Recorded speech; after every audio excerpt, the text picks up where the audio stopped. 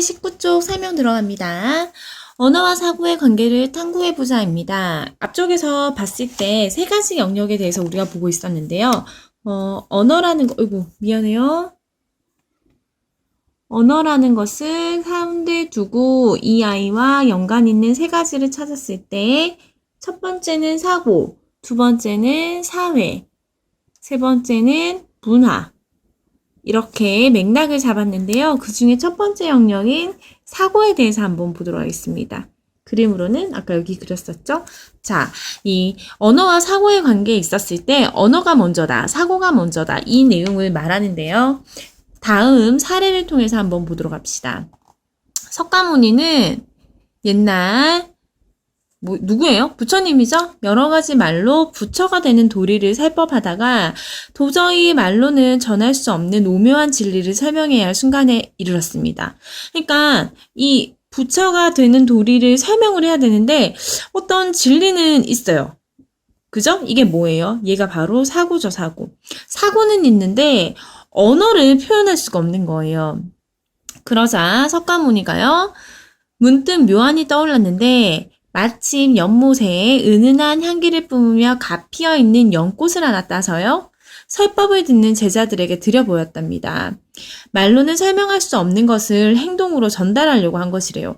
무슨 내용을 전달하고 싶었을까? 이때 가섭이라는 존자, 예수의 제자가 있었는데요.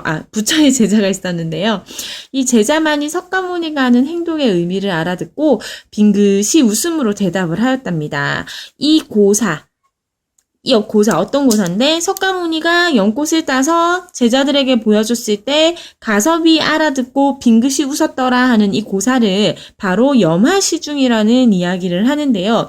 이 염화시중은 말로 하지 않고 마음이 통한다는 뜻이에요. 마음에서 마음으로 전한다는 뜻이거든요. 언어로서는 불가능한 설명의 한 가지 방법을 얘기를 하는 것으로 오늘날 사람들에게 이해되고 있습니다. 이처럼 언어는 우리에게 오묘하고 신비한 생각들을 곡진하게, 간절하고 자세하게 드러내는 데에 터무니없이 부족한 도구입니다. 그러니까 이 가히 사례에서 알 수 있는 것은 언어와 사고가 있다면 사고가 먼저냐, 언어가 먼저냐 할 때 이 가해 사례에서는 바로 사고가 먼저다라고 이야기를 하고 싶은 거죠. 자, 다음 나의 사례를 한번 가볼게요. 물론 언어가 먼저냐 사고가 먼저냐 해서 사고가 먼저입니다 라고 얘기했으니까 이건 당연히 뭐가 먼저다? 언어가 먼저입니다 라는 이야기를 분명히 하게 될 거예요. 내용을 조금만 살펴볼게요. 우리는 흔히 과거에 연연하지 말고 앞만 보면 나가자 하면서 손짓을 앞쪽으로 이렇게 하죠. 앞을 보고 나갑시다 이렇게 하잖아요.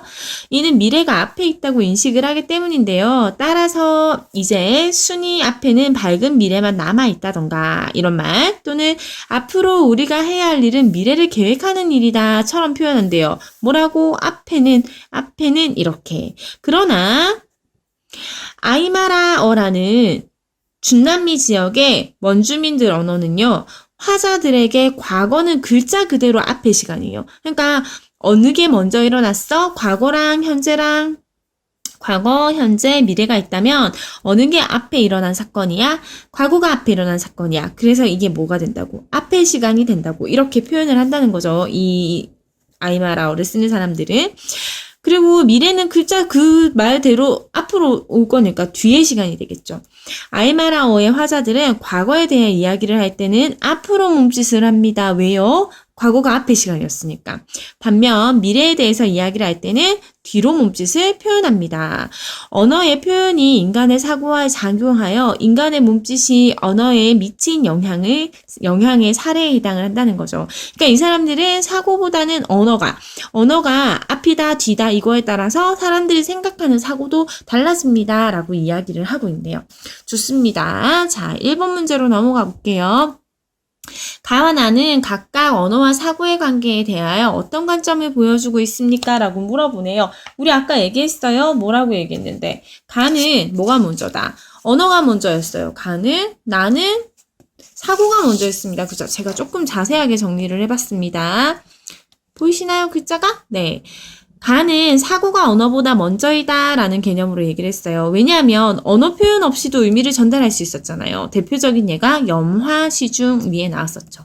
반면에 나는 언어가 사고보다 먼저입니다 라고 얘기를 하는 거야. 왜냐하면 말에 따라서 행동하게 되는 경향이 있으니까. 이것에 대한 예는 아이마라어였어요. 그죠? 아이마라어의 과거와 현재에 대한 이야기를 하면서 이렇게 설명을 하고 있었습니다. 자, 두 번째 문제로 넘어가 보도록 할게요. 가와 나의 관점을 뒷받침할 수 있는 예를 주변에서 찾아보랍니다. 사고가 언어보다 먼저이다 또는 언어가 사고보다 먼저이다 요거를 해당할 수 있는 예를 주변에서 찾아보라네요. 제가 찾았어요.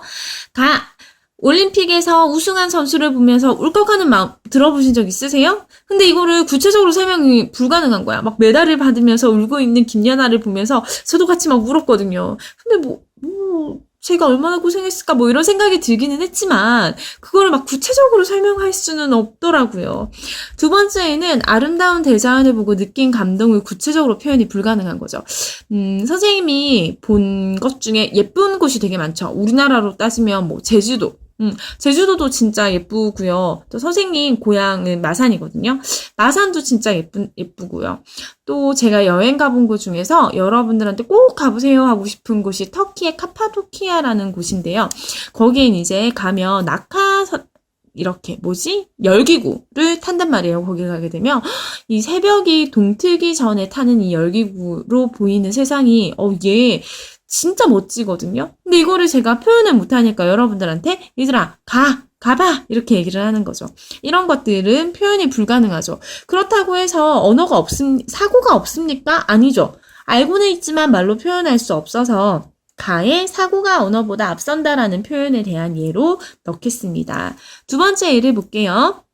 이런 경우 선이는 팝송을 잘 불러. 근데 의미는 전혀 몰라. 이럴 수 있죠. 이럴 수 있습니다.